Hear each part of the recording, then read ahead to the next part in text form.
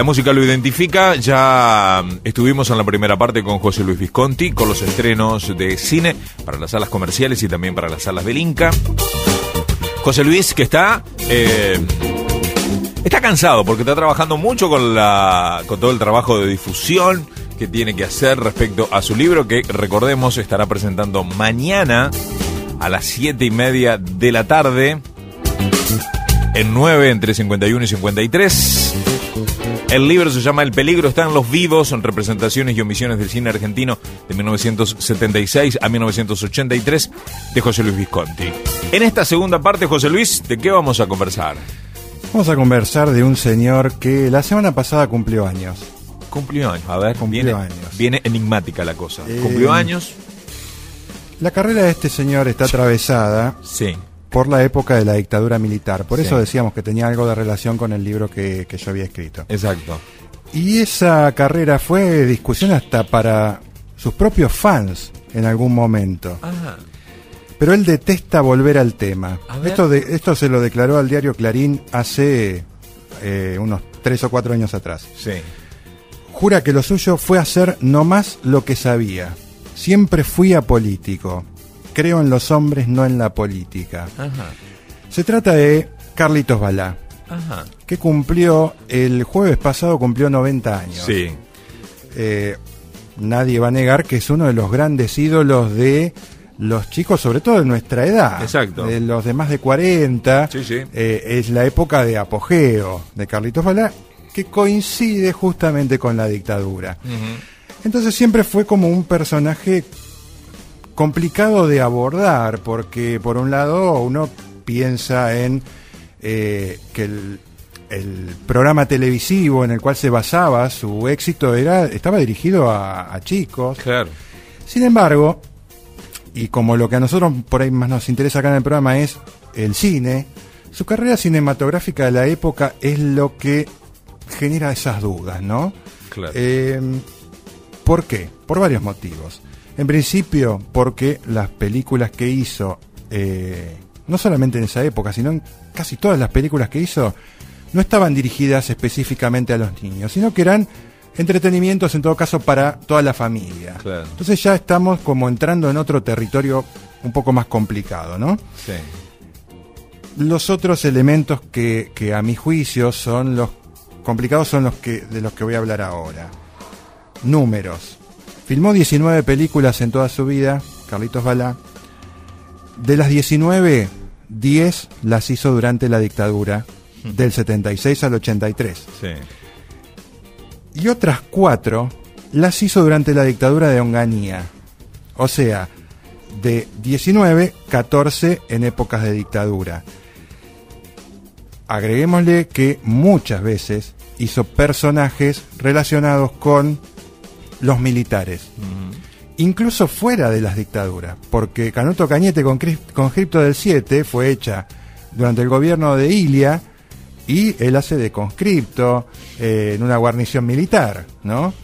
Y después hizo La muchachada de a bordo, y después hizo Dos locos en el aire, y después hizo Brigada en acción. O sea que es cierto que uno no puede condenar a todos los que trabajaron en esa época, porque evidentemente todos tenían que trabajar para vivir. Y tampoco se le puede condenar a Balá desde el lugar que él por ahí se defiende, que es la idea de un humor sano y para toda la familia. Es cierto, Balá no hacía un humor chabacano, sino que sí, es cierto, era un humor para los chicos y para la familia. Ahora bien, el problema es dónde se inserta ese humor sano. Sí. ¿En qué tipo de películas? Justamente ese humor sano se insertaba en películas donde se reivindicaba el accionar policial o el accionar militar, o eran películas casi institucionales de la aeronáutica o de la Policía Federal, con lo cual empieza a ser como mucho más complicado de entender la justificación de su humor. Yo pensando, relacioné los personajes que hacía Balá en esas películas, especialmente en Dos locos en el aire y en Brigada en acción, con el personaje de Mojarrita de los Superagentes. Era un personaje torpe para la acción física, y era el que generaba la empatía con el espectador. Es decir, era el más cercano al espectador porque los demás eran como casi héroes. Él era el torpe que no podía convertirse en héroe, casi como se podía sentir uno mismo. Claro. Entonces, no me parece que sea tan inocente el planteo de poner a un personaje humorístico, torpe, en función de captar la atención del espectador, sobre todo cuando el producto está dirigido para toda la familia.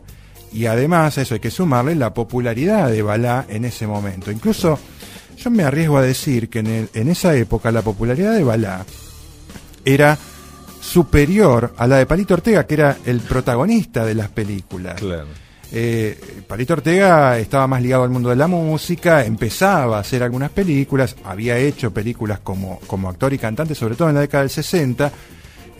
Palito Ortega empieza a dirigir sus propias películas y crea su propia productora, que casualmente de todas las películas que produjo, solamente una la produjo en democracia, todas las demás las produjo en esos casi 8 años de dictadura.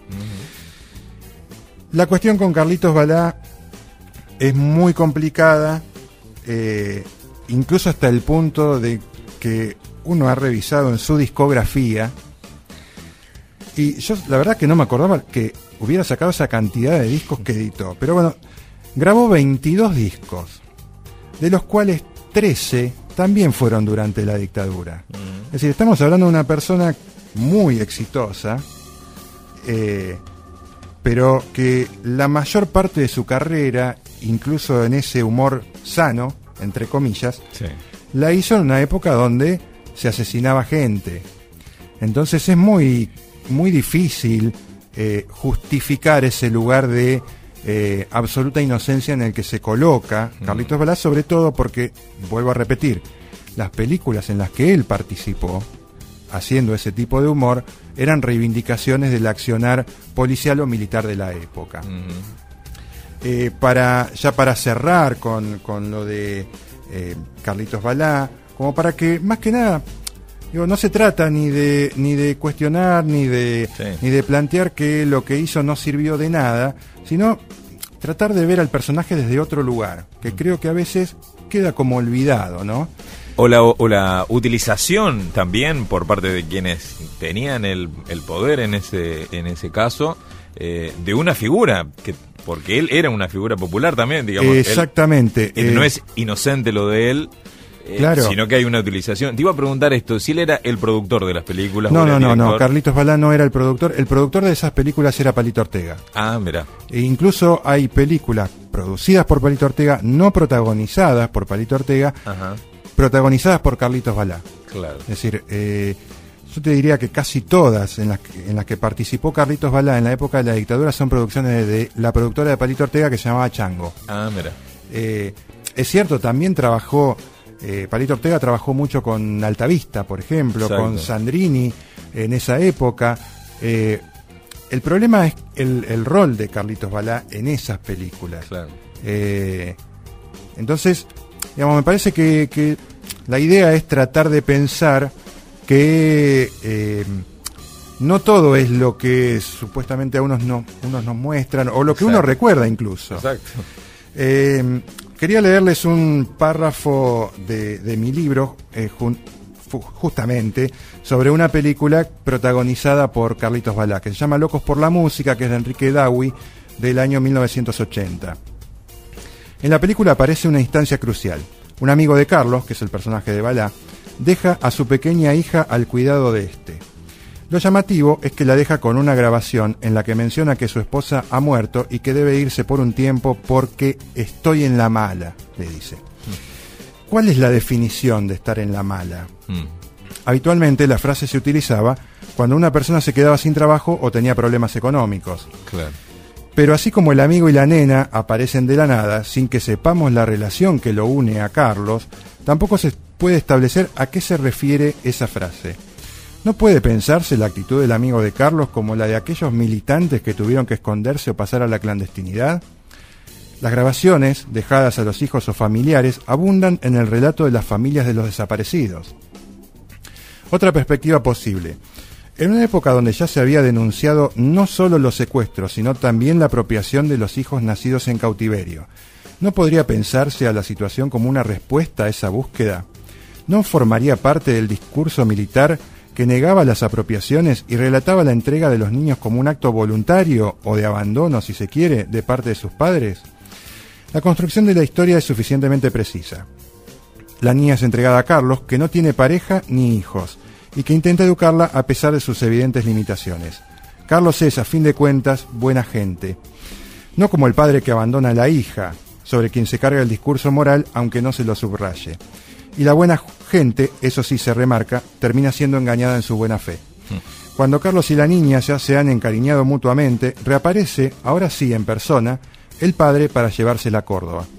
Egoísmo y liviandad en el padre, cuyo regreso no puede interpretarse como una referencia a los familiares de desaparecidos que buscaban a los chicos que habían criado otras familias. La tristeza de Carlos no se puede poner en equivalencia a lo que se le atribuía a los apropiadores cuando se les arrebataba, entre comillas, a los hijos que habían criado. Hay que ser precisos. Estas películas evaden, al menos en la superficie, toda dimensión política en las historias que cuentan, pero la suma de los elementos, de los detalles que las constituyen, generan suspicacias, cuando no certezas sobre su planteo. Así era el cine de esa época, no todo el cine obviamente, pero buena parte del cine jugaba con elementos que uno hoy puede ver como muy indicativos de lo que pasaba en la realidad. Este último párrafo que escucharon ustedes está en el libro que mañana va a estar presentando José Luis Visconti en número 984, entre 51 y 53, a las 7:30 de la tarde. El libro se llama El peligro está en los vivos, representaciones y omisiones del cine argentino 1976-1983, de José Luis Visconti, de quien tenemos el gusto de que todas las tardes de los jueves nos acompañe. Muchas gracias, José Luis, y mucha suerte mañana. Bueno, muchas gracias. Y bueno, nos vemos los que no vayan el viernes, mañana a la presentación. Espero que me sigan escuchando la semana que viene. Muchas gracias, José Luis. No, gracias a vos. José Luis Visconti, jueves a la tarde para hablar de cine a partir de las 3 de la tarde, con los estrenos de las salas comerciales y también de Sala del Inca, y algo más hoy jueves, con el adelanto de su nuevo libro que estará presentando mañana a las 7:30 de la tarde.